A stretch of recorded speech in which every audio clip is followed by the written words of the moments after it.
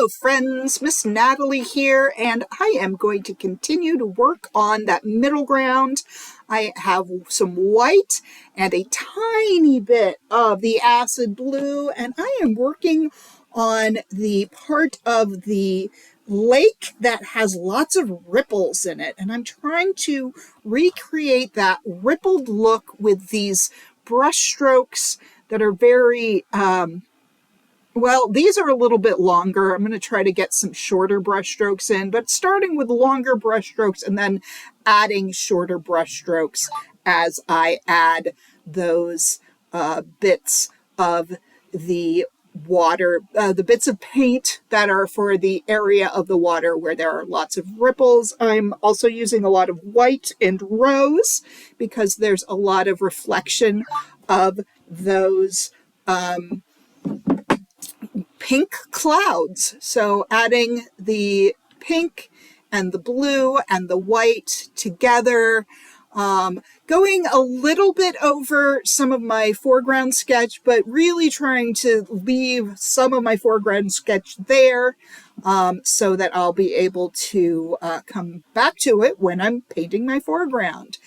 And realizing that I just need so much paint. Throughout this whole process, I always needed more paint than I thought I did. Because if my paint is too thin, it just kind of blends together a lot. And now I'm pulling out my other brush. Which brush am I using here? Am I using my round brush or my flat brush? I think it's the round brush. Yeah, I'm going to use my round brush to try to get more of those ripples, pulling out more white, more blue, just more paint, and having shorter, faster brush strokes where I'm just kind of even dabbing at the side. I'm kind of doing the opposite of what I did to make the trees. Instead of going up and down vertical brush strokes, now I'm doing horizontal brush strokes to try to really get the sense of that very ripply water. And I realized the best way to do that is to really load up my paintbrush with a whole lot of paint and just go for it. Just get lots of paint, using a lot of white for the kind of the reflections, because the ripples have so many reflections of light, and that's why we don't see the reflections of all the other things in that part of the lake, because the light is reflecting off of every single ripple, and we don't see that.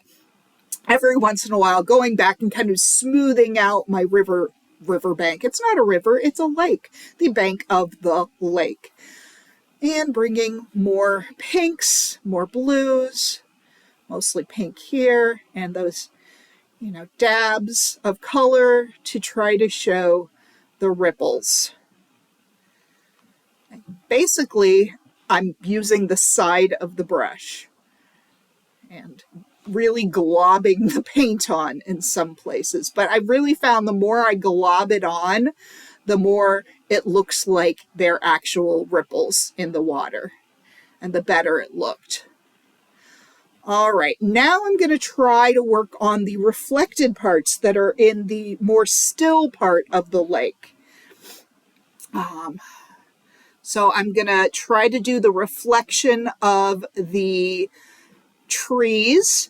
And I'm going to add a little bit more blue to them, I think, and maybe even a little more white to them when I do them. But, oh, wait, you know what? I think rather than that, I'm going to do the reflection of the sky and trying to make it match what I see color-wise on the reference image, using the exact same colors that I did in the sky, and using some bold marks that aren't as short and choppy as the ones that I used in the rippled part of the water, but reflect the same kind of marks that I used in the sky. Just kind of laying them down. Again, having multiple colors on my brush at once really helps. I'm going to be coming in with some more pink, and realizing that pink is way too pink and it needs to be toned down with some white. But the good thing is I can just squeeze a whole bunch of white out and use that straight with a brush. Always trying to, I always wipe my brush dry when I take it right out of the water. And I probably at some point should have swapped out my water for clean water. I would recommend you do that, but I was just trying to get everything kind of done quickly. I was trying to work like an impressionist, but you should probably take a break and dump out your water. Probably after you do the trees. That would be a good time to come back and get some clean water. And one thing you want to do, if you don't take the chance to go and actually wash your brush, you do want to leave your brush in the water so that this paint doesn't dry on your brush. Because once acrylic paint dries, it basically turns into plastic, and you'll really never get it off your brush. You'll have to throw your brush away if you let the paint dry on the brush. But if you keep it in the water, it'll stay wet and you'll be able to wash the brush when you're done. And I'm going to give you a little brush washing tip right now. Again, you want to make sure that you've swished your brush around in a lot of water and wiped all of the paint off that you can. And then you're going to want to put a little bit of soap. I would use a liquid dish soap in your palm of your hand, and then just gently and not too hard rub your brushes into your hand like that. And when you rinse them out, you want to rinse them in cool or just warm water. You don't want to use hot water because hot water will actually melt the glue that holds the bristles into your brush. That's what they're called. So don't use hot water when you wash your brush. And remember, never put acrylic paint down the drain. Acrylic paint goes as much in the trash as you can. So, all right. And now I am going to put in the color for my trees. And since it's a reflection in the water, I'm doing a horizontal line instead of a vertical line like I did for the trees themselves. Just the idea that you can see the color in the water, but the water itself is kind of has some of those horizontal ripples. It's not a perfectly breezeless day, so the reflection is not going to be perfect. It's going to be an approximate reflection.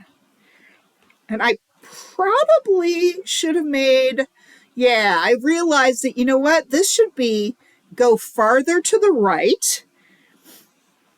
And I'm trying to figure out how to get it there without, and look not realistic, but look impressionistic. That's what I'm trying to do. I'm trying to make everything look impressionistic with those big blobs of impasto paint. And I'm not worrying too much about getting the paint too far over to the left, because I am going to come in with my foreground and probably paint over a good portion of that. So I'm pretty happy now with the reflection of the trees, and so I'm going to work on the reflection of the mountain. And again, I'm just going to take the same colors that I used for the mountain, make sure that I wiped off my brush really well so there's hardly any green, there's like no green left, or just a teeny tiny bit of green left. And I'm going in with the navy blue, maybe a little acid blue, but probably mostly navy, and a little bit of white to make it more dull. So right now I'm mixing up my paint, grabbing some of that white, adding it to the navy, which you cannot see. Sorry about that. I was trying to mix things on camera, but sometimes I lost sense of where the camera was. So I'm coming in here and I'm looking at the photo, trying to find where are the dark parts in the photo, where are the light parts in the photo, what does it look like in the reflection.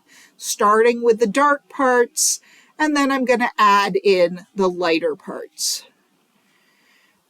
And recognize maybe this is not going to be quite so dark for real. I'm just putting in kind of the dark parts first, and then I'm going to go over with white. And it's going to be soon that my camera is going to shut off, and I'm not really going to notice it until a little bit later. But I'm almost done, but I'm not quite done. So in the next video, where I'm painting the foreground, this part of the mountain reflection is going to be a bit more done than it is right here and right now. But I hope you have a general idea and feel comfortable to go paint your reflections.